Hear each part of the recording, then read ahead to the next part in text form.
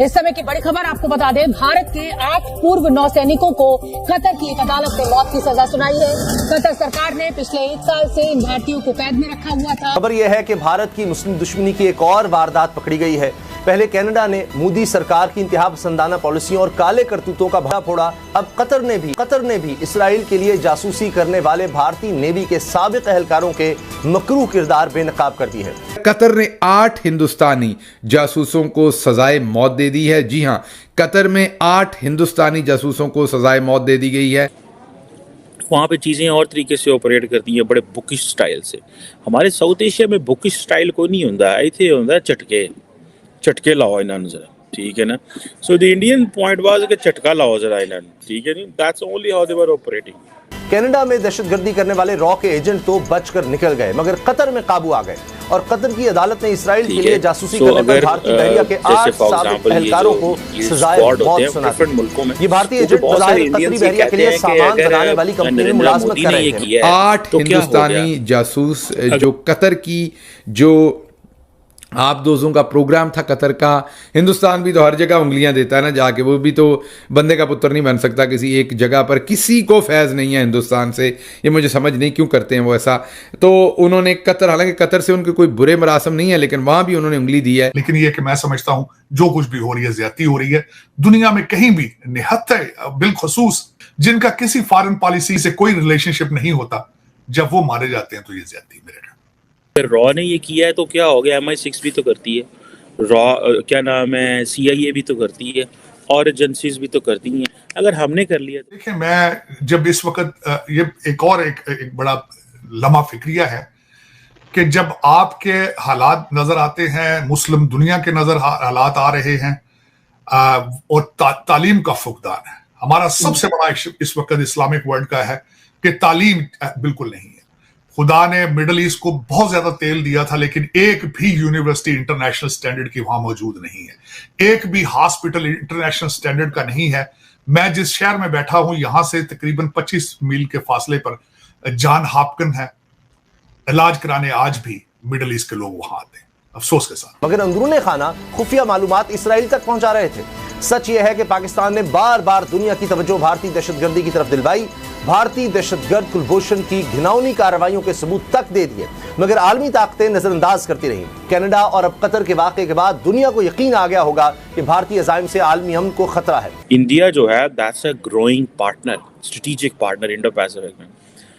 अब मैं I met someone, उन्होंने मुझे एक टर्म बोली, उसने कहा America has invested so much in patience on India, यानी कि अमेरिका ने सब्र पे इन्वेस्टमेंट की हुई है because of what the Indians have been doing in buying weapons from Russia, buying oil from Russia and all this. So they are investing in patience. They are not just investing in India, they are investing in patience as well to build that relationship with India. So आप imagine करें कि जब America patience पे invest कर रहा हो तो कितनी लोड है उनको, कितनी ज़रूरत है, ठीक है नहीं। इस चीज़ को ज़रा ज़हन में रखिएगा। ये बड़ी अहम आपको बात बता रहा हूँ, ये एक बड़ी इम्पॉर्टेंट चीज़ है। इंडिया की जो लोकेशन है ना, ये तो बल्ले लोकेशन है। हम तो असी पहला मौलविया ना रल गया, फिर मौलविया तो बाद तो दहशतगर्द हो गया, असी तो उत्थे पास गए ना।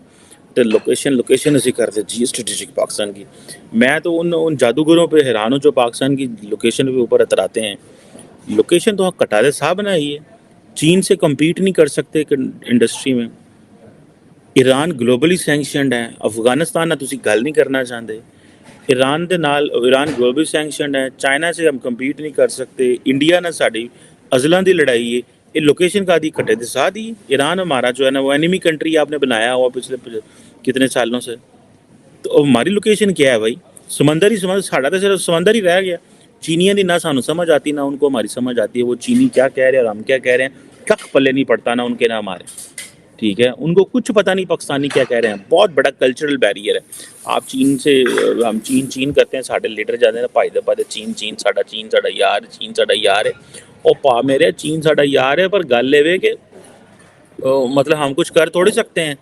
हमने क्या करना है चीन के साथ, ठीक है, ना हमारे कल्चरल कनेक्शन है, ना कुछ और, ना लेनी ना देनी, इस तरह की चीज़ें। सो ये मैं चीज़ समझता हूँ कि ये जो है ना, इंडिया की location, Indo Pacific, that's the best location भाई। उन्होंने पकड़ के अभी देखे ना, इजराइल हमास में अमेरिका और इजराइल इकट्ठे हो गए, अमेरिका इजराइल इंडिया, ठीक है। साथ ही उन्होंने गजा में सपोर्ट भी भेज दी, उन्होंने सपोर्ट भी भेज दी है, ठीक है। 2 स्टेट सोल्यूशन की बात भी इंडियंस करते हैं। सो इंडिया ने अपने आप को बड़ा, जिसे कहते हैं ना, बहुत ज़्यादा बैलेंस में रखा हुआ है। अगले दिन मैं डॉक्टर जयशंकर को तो दुनिया की नजर किसी और प्रोजेक्ट पे है, साइंटिफिक अचीवमेंट्स पर है, तालीम पर है, लेकिन दुख के साथ कहूंगा कि आज मुसलमान उम्मा जो है और पाकिस्तान, वो बजाय आगे जाने के वो जिहाद और इस तरह की चीजों में फंसे हैं। हालांकि मैं समझता हूं जिहाद भी होगा तो इंफॉर्मेशन टेक्नोलॉजी के साथ ही होगा। अगर करना है जहालत के खिलाफ अपना जिहाद करें, अपनी गुर्बत के खिलाफ जिहाद करें। ये जिहाद ये गलत लोगों को डायरेक्ट करना, लोगों को इंग्लिश और मैथ पढ़ने से रोकना, अपने बच्चों को लंदन और टोरंटो में पढ़ाना, मेरे ख्याल में ये सख्त ज्यादती है। मैं इस चीज का सख्त नाकिद रहा हूं, नाकिद रहूंगा। मेरे ख्याल में दुनिया में अब टाइम आ चुका है कि आप भी तालीम पर तवज्जो दें, स्कूलिंग पर तवज्जो दें, बच्चों को इंग्लिश और मैथ की तरबियत दें। कि हमने यहाँ भी जासूसी करनी है। तो उनकी जो बहरिया के मुलाजिम थे, हिंदुस्तान के ऑफिशियल बहरिया के मुलाजमीन जो थे, अफसरान जो थे, वो जासूसी कर रहे थे कतर की आबदोज़ों के प्रोग्राम की। उन्होंने उन्हें पकड़ लिया और अब उन्होंने 8 उन अफसरान को जो है, एहलकार जो है, उनको उन्होंने सज़ाए मौत सुना दी है कतर ने। मेजर डेवलपमेंट है ये, क्योंकि मोदी बहुत पॉस्चरिंग कर रहा था, वो भले कतर हो या मिडल ईस्ट हो। ये मेजर एक सेटबैक है। और इससे पहले आपने ऐसा ही सेटबैक कनाडा में देखा हिंदुस्तान के बारे में, जहां पर उन्होंने खालिस्तान तहरीक के लोगों को कत्ल करवाया और कैनेडियन प्राइम मिनिस्टर, कैनेडियन जो मिनिस्टर्स हैं कैबिनेट के, कैनेडियन गवर्नमेंट ने बिल्कुल ओपनली कहा कि इसमें हिंदुस्तान इन्वॉल्व है। और उसके बाद ऑस्ट्रेलिया ने भी गालिबन रिपोर्टेडली एक जो खालिस्तान से रिलेटेड वहाँ डेथ हुई, उसका जिम्मेदार डायरेक्टली या इनडायरेक्टली हिंदुस्तान को ही ठहराया है। तो मेजर ये इंटरनेशनली डेवलपमेंट्स हो रही हैं। हिंदुस्तान की जो एग्रेसिव फॉरेन पॉलिसी है, मैं बल्कि यही कहूँगा कि उनकी जो एक ऑपरेशन के ऊपर मबनी जो एग्रेसिव फॉरेन पॉलिसी है, जिसमें वो ताकत का इस्तेमाल कर रहे हैं गैर ज़रूरी, और उसको एक और सेटबैक हुआ है। और हिंदुस्तान के लिए एक और, मैं यही कहूँगा कि